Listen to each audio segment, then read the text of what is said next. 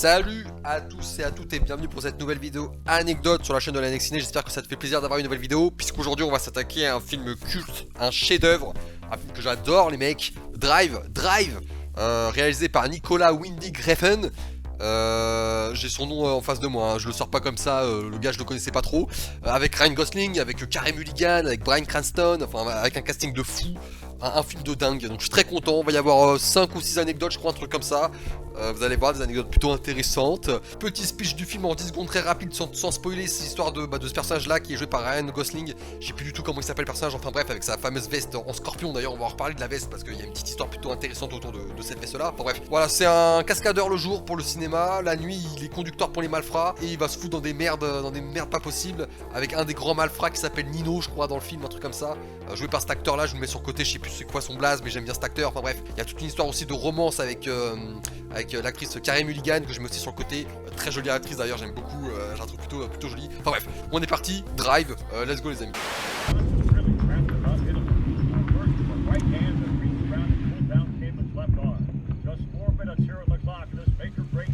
Y'a les Hendek qui arrivent. Première anecdote les amis, on va parler de la veste au scorpion, de sa fameuse veste. Je vous mets des images sur le côté, veste incroyable, je kiffe de ouf la veste. Et vous allez voir, l'anecdote est plutôt intéressante. Le bomber en satin frappé d'un scorpion que porte Ryan Gosling a été dessiné donc par la costumière qui a été engagée pour le film, mais aussi par l'acteur lui-même. C'est-à-dire que l'acteur lui-même a taffé sur la conception de la veste. C'est plutôt intéressant. Pour concevoir le logo du fameux scorpion, Ryan s'est inspiré du groupe Kiss, donc petite photo sur le côté aussi, ainsi que du film expérimental de Kenneth Anger, Scorpio Rising, sorti en 1973. Donc voilà, il y a eu quand même pas mal d'inspiration pour concevoir le logo. Coïncidence amusante, Ryan Gosling est né le 12 novembre 1980 et est donc du signe astrologique du scorpion. Donc voilà, plutôt marrant. L'acteur était tellement attaché à cette veste que sur les 13 modèles identiques utilisés sur le tournage, il a tenu à en garder une en souvenir. Peut-être comme porte-bonheur, je ne sais pas, voilà. Il a gardé une veste chez lui, du coup il a une veste officielle du tournage qu'il a pu porter pendant le film avec ce célèbre scorpion, mais veste incroyable, franchement, bah c'est carrément l'icône du film, hein. Quand on parle de Drive, tout de suite on a la scène d'intro, déjà, on va en reparler, mais on a la scène d'intro qui est incroyable, et on a la veste qui nous vient tout de suite.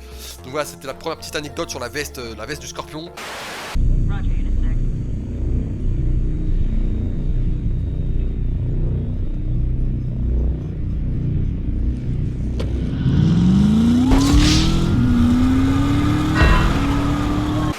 Deuxième anecdote les amis, on va parler de l'actrice Carey Mulligan qui est magnifique, moi je la trouve super jolie cette actrice. Faut savoir que c'est la femme du metteur en scène, donc Liv Corfixon. Je vous mets une petite photo de la dame sur le côté.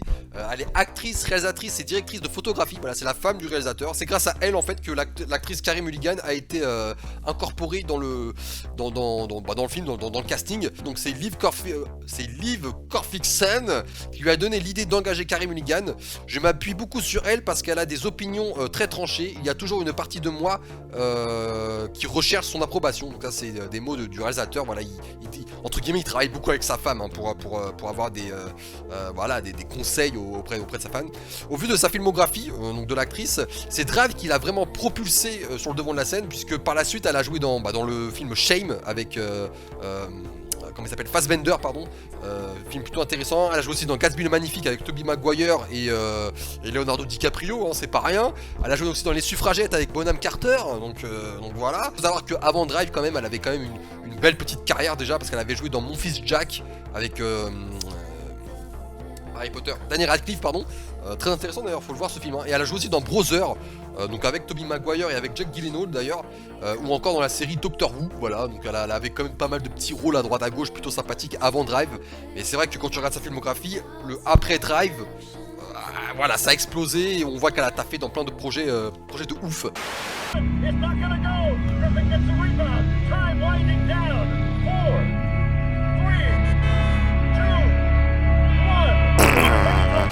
Troisième anecdote, alors vous allez voir complètement folle, mais ça montre aussi la débilité des gens, c'est un truc de fou. Une spectatrice mécontente a traîné la production en justice. Alors, on va en parler parce que c'est complètement fou. Une certaine Sarah Deming a décidé de porter plainte contre le film pour publicité mensongère. Selon elle, la bande-annonce suggérait un film d'action musclé dans le style de Fast and Furious.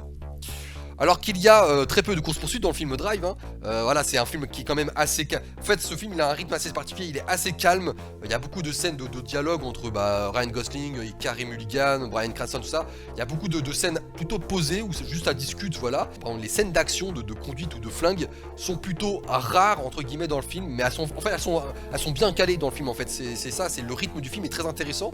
Et du coup, voilà, cette femme, Sarah Deming, était furieuse, parce qu'elle s'attendait à un Fast and Furious, entre guillemets. Donc elle a tout fait pour traîner la production et le réalisateur en justice, dans le but en fait de supprimer toutes les bandes annonces sur les réseaux sociaux à l'époque.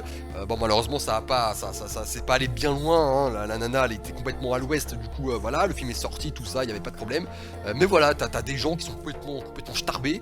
Et donc voilà, la meuf elle s'attendait à un Fast and Furious avec du Vin Diesel, enfin un film de merde. Mais non les gars, mais non. Drive c'est pour les intellects, hein. Fast and Furious c'est pour les cassos. Voilà, ça s'arrête là. Quatrième anecdote les amis, on va parler de l'investissement de Ryan Gosling parce qu'il s'est investi de fou dans le projet, c'est impressionnant. Faut savoir que de base c'était un premier réalisateur qui avait lancé Drive avec Hugh Jackman. Faut savoir que Hugh Jackman est parti du projet, donc c'est du coup par la suite Ryan Gosling qui est arrivé. L'ancien réalisateur est parti lui aussi, et par la suite c'est Nicolas Winding, hein, c'est ça qu'il s'appelle, hein, Nicolas Winding je crois le réalisateur, je me souviens plus trop de son blaze. Nicolas Winding Refn, c'est ça, qui a pris par la suite les rênes du projet avec Ryan Gosling.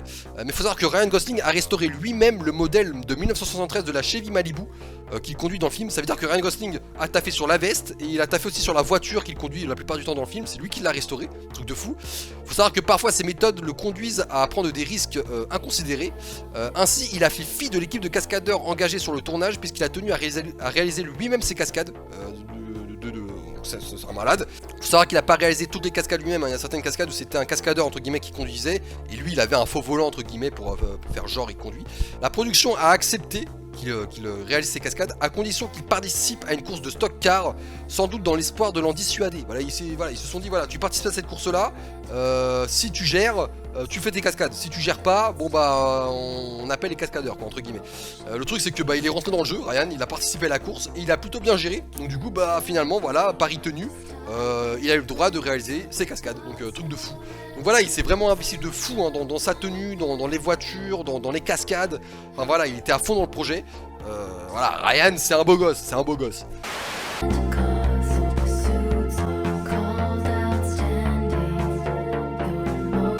Cinquième anecdote, alors c'est pas vraiment une anecdote, on va parler du film en général, d'un film beau. Voilà, d'un film beau parce que contrairement à la Sarah qui a porté plainte parce qu'elle voulait voir un Fast and Furious, non, faut s'arrêter au film en lui-même, il est magnifique. Les décors, les couleurs de film sont juste parfaits, la réalisation est travaillée au poil de cul. Franchement, c'est vraiment hyper bien construit comme film. Franchement, si tu l'as pas vu, va le mater, il est incroyable. Ce qui donne des scènes vraiment cute, comme la scène d'intro qui te fait rentrer dans le film dès les premières minutes.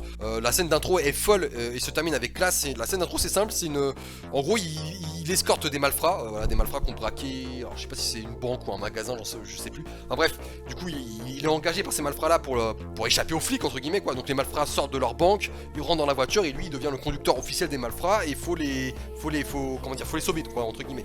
Et toute la scène d'intro, c'est une course-poursuite entre lui, les flics, et la fin de cette course-poursuite est juste dingue, c'est-à-dire qu'il rentre dans un parking.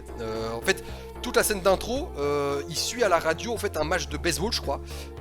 Et en gros, toute la scène d'intro se fait en fonction du match de baseball. C'est-à-dire que le match de baseball, donc se poursuit. Lui, il est en pleine course-poursuite. Et en fait, au fur et à mesure de la course-poursuite, le match se termine en fait. Et du coup, lui, il se rend petit à petit à ce match de baseball-là. Pile poil au moment où le match se termine, comme ça les gens sortent du stade, c'est le bordel, et lui il arrive à pouvoir avec sa voiture à semer les flics au moment de la sortie du stade. Donc il rentre dans le parking du stade et tout, et il arrive à garer sa voiture au bon endroit, à sortir de la voiture, et du coup il est mêlé à la foule qui sort du stade, et les malfrats pareil sont mêlés à la foule. On a aussi la scène de l'ascenseur, aussi méga culte, hein, avec ses couleurs très orange, très chaudes, où il tabasse donc un homme dans un ascenseur pour protéger sa meuf. On a une impression vraiment d'être dans une sorte de désert, avec le scorpion qui est là et qui mate sa proie et qui va défoncer sa proie. Voilà, on a ce côté un petit peu chaud désert du scorpion présent pour niquer sa proie entre guillemets. Enfin la scène est vraiment sublime, trop stylée. On est vraiment dans un petit ascenseur de merde et la scène elle est incroyable quoi. Elle est vraiment folle et elle se termine mais d'une violence Par exemple, il y a une scène dans un motel qui se passe dans un motel, ça se termine en bain de sang, mais c'est un truc de fou, avec des scènes de gun et des scènes de voiture, voilà, de vraies scènes de voiture. On est sur vraiment un film de bagnole, un film de flingue, et un film très calme, quoi. Et tous ces rythmes-là, ces trois rythmes-là, sont hyper bien gérés, je trouve. Et voilà, ça rend des scènes vraiment mémorables, des scènes incroyables. Franchement, Matt, ce film, Drive, est incroyable, les mecs. C'est un petit chef-d'œuvre, hein. C'est incroyable.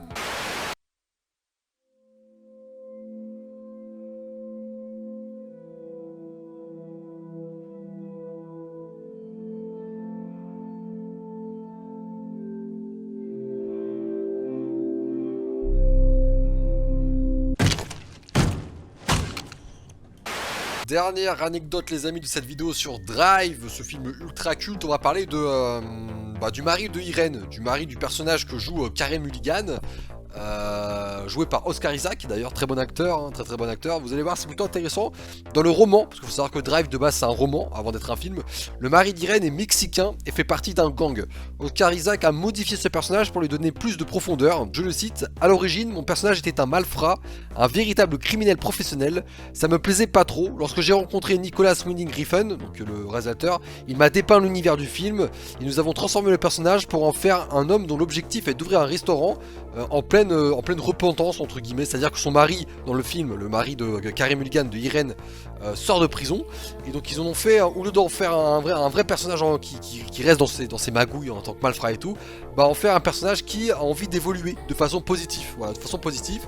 Sauf que bon, si t'as vu le film, tu sais très bien que ça va le rattraper entre guillemets, et puis finalement il va se retrouver encore dans des emmerdes, et puis voilà.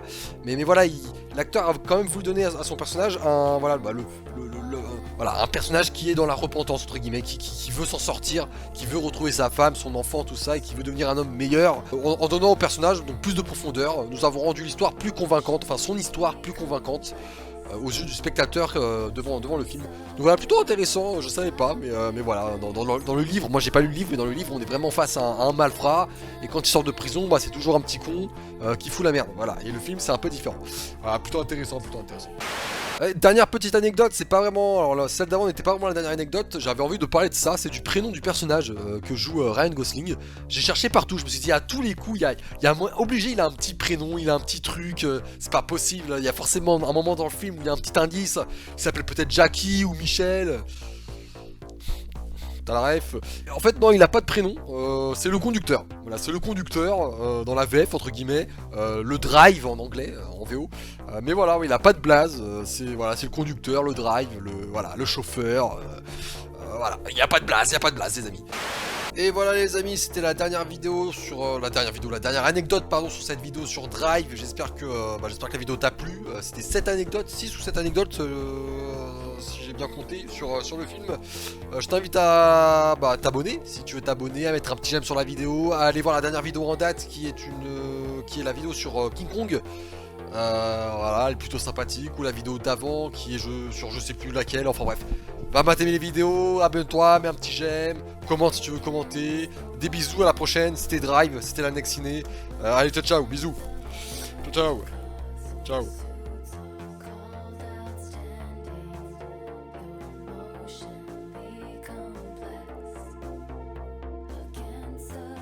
Y'a les Hendek qui arrivent.